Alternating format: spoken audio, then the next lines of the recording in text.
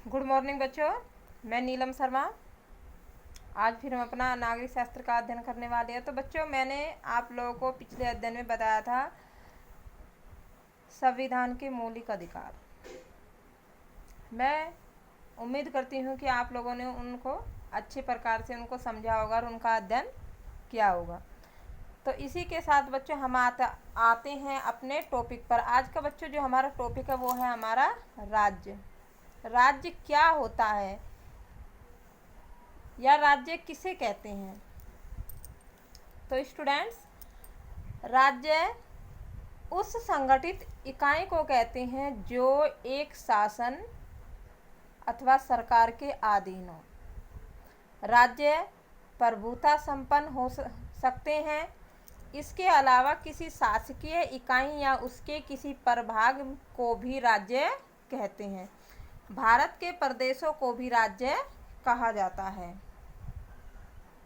राज्य शब्द जो है वो अंग्रेजी भाषा के स्टेट शब्द से लिया गया है।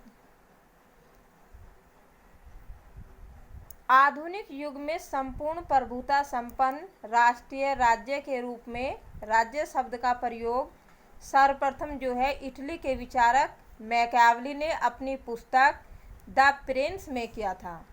तो बच्चों, राज्य शब्द का प्रयोग सबसे पहले इटली के एक महान विचारक थे मैकियावेली। उन्होंने अपनी एक प्रसिद्ध पुस्तक द प्रिंस में किया था। अब इसी के साथ ही बच्चों अनेक विद्वानों ने जो है राज्य के बारे में भिन्न भिन्न प्रकार के मतभेद अनेक विद्वानों के मन में उत्पन्न हुए। किसी विद्वान ने राज्य की परिभाषा किसी प्रकार से दी, फिर किसी विद्वान ने राज्य की परिभाषा जो है वो किसी अन्य प्रकार से दी। अब इसी के साथ ही हम बताते हैं राज्य का अर्थ एवं परिभाषा। तो बच्चों, सबसे पहले राज्य का अर्थ क्या होता है? राज्य का अर्थ, राज्य एक राजनीतिक संगठन है जो एक निश्चित भूभाग में जनसंख्या, सरकार और संप्रभुता जैसे तत्वों से मिलकर बनता है। राज्य एक राजनीतिक संगठन है जो एक निश्चित भूभाग में जनसंख्या, सरकार और संप्रभुता जैसे तत्वों से मिलकर बनता है। अब इसी के साथ आती है हमारे राज्य की परिभाषा। अब परिभाषा जो है बच्चों किसी भी विद्वान की परिभाषा सेम नहीं है। सब विद्वानों के अंदर जो है राज्य की परिभाषा के संबंध में मतभेद उत्पन्न हुआ। जैसे अरस्तु जो हमारे प्रसिद्ध वो थे शिक्षा शास्त्री, राजनीतिज्ञ भी थे ये। तो इन्होंने समाजशास्त्री भी थे ये। तो अरस्तु ने जो है राज्य की परिभाषा किस प्रकार से बताई है कि राज्य परिवार एवं ग्रामों का वह संगठन है जिसका उद्देश्य आत्मनिर्भर जीवन की प्राप्ति करना है। जब परिवार और ग्रामों को मिलाया जाएगा जब भी एक राज्य की उत्पत्ति होती है। तो बच्चों, इस प्रकार से ये अरस्तु का कथन है हमारा। फिर इसके बाद आता है हमारा गार्नर। राज्य एक निश्चित भूभाग पर रहने वाले लोगों का समूह है जिसकी एक शासन प्रणाली होती है जिसके आदेशों का सभी लोग पालन करते हैं। तो गार्नर ने कहा है कि राज्य एक निश्चित भूभाग पर रहने वाले लोगों का समूह है जिसकी एक शासन प्रणाली होती है जिसके आदेशों का पालन सभी लोग करते हैं। तो इस प्रकार से बच्चों फिर हमारा एक विद्वान आते हैं मैकियावेली। मैकियावेली ने जो है राज्य की परिभाषा दी है कि राज्य सर्वोच्च सत्ता है जो मनुष्य पर अपनी सर्वोच्च शक्ति का इस्तेमाल करता है। तो इस प्रकार से इन तीन विद्वानों ने जो है अलग अलग प्रकार से परिभाषा दी है। अब इसी के साथ में बच्चों राज्य की उत्पत्ति के सिद्धांत है कुछ जो सभी विद्वानों के अलग अलग हैं। तो राज्य की उत्पत्ति का सत्य जो है वो सही रूप से हमारे सामने नहीं आता है। राज्य कैसे जन्मा, किस प्रकार से राज्य का निर्माण हुआ, इन सब की जो है सभी विद्वानों ने कल्पना की है। राज्य की उत्पत्ति के संबंध में भी कल्पना का सहारा लेके अनेक विद्वानों ने अपने अपने सिद्धांतों का प्रतिपादन किया है। कुछ विद्वान मानते हैं कि राज्य का जन्म नहीं अपितु विकास हुआ है।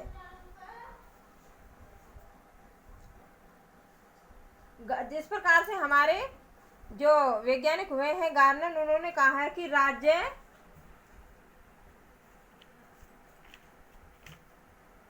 एक निश्चित भूभाग पर रहने वाले लोगों का समूह है जिसकी एक शासन प्रणाली होती है, जिसके आदेशों का पालन सभी लोग करते हैं। तो इस प्रकार से उन्होंने जो है राज्य को एक सामाजिक संस्था के अंतर्गत रखा है। अब अनेक विद्वानों ने इसके बारे में कुछ प्रकार के अपने सिद्धांत दिए हैं, जैसे कि हमारे जो सामाजिक समझौता सिद्धांत दिया है, और हाब्स ने, लॉक ने, रूसो ने, अनेक प्रकार के विद्वान हुए हैं। अब हाब्स, लॉक और रूसो जो हमारे 3 विद्वान हुए हैं, उन्होंने अपने अलग अलग रूप में राज्य की उत्पत्ति के सिद्धांतों का प्रतिपादन किया है। अब इसके बाद बच्चों हमारा आता है राज्य के तत्व। अब राज्य के कौन कौन से तत्व होते हैं? सबसे पहले हमारा आता है जनसंख्या, निश्चित प्रदेश या भूभाग, सरकार, संप्रभुता। तो सबसे पहले जैसे बच्चों हमारा आता है जनसंख्या। जनसंख्या किसी राज्य के अंतर्गत रहने वाले व्यक्ति होते हैं, परिवार होते हैं, उनकी जो संख्या होती है उन तो वो जनसंख्या के अंतर्गत आते हैं। निश्चित प्रदेश या भूमि, कोई राज्य है तो उसका एक निश्चित कोई आकार होता है, उसकी एक निश्चित कोई भूमि होती है। सरकार, प्रत्येक राज्य के अंदर एक सरकार होती है, सरकार अपने राज्य को चलाती है। फिर इसके बाद आता है हमारा संप्रभुता। अब इसके बाद बच्चों आता है हमारा राज्य और सरकार। राज्य और सरकार में किस प्रकार से संबंध है? इसी प्रकार से जैसे व्यक्ति और समाज में संबंध है, राज्य की उत्पत्ति के जो सिद्धांत है उनमें आगे हम इसका अध्ययन करेंगे। तो सबसे पहले हम बताएं तुमको राज्य और सरकार। सरकार और राज्य में हमारे में क्या संबंध है? तो जैसे राज्य जो है वो अमूर्त होता है और सरकार मूर्त होती है। सरकार राज्य की एजेंट होती है, सरकार राज्य का अंग होती है। सरकार परिवर्तनशील होती है और राज्य स्थायी होता है। समय समय पर हमारी सरकारें बदलती रहती हैं, उनमें अनेक प्रकार के परिवर्तन होते रहते हैं, लेकिन राज्य जो होता है वो हमारा स्थायी होता है। राज्य की भू आकृति वगैरह में परिवर्तन नहीं होता है। राज्य की सदस्यता अनिवार्य होती है, सरकार की सदस्यता अनिवार्य नहीं होती है।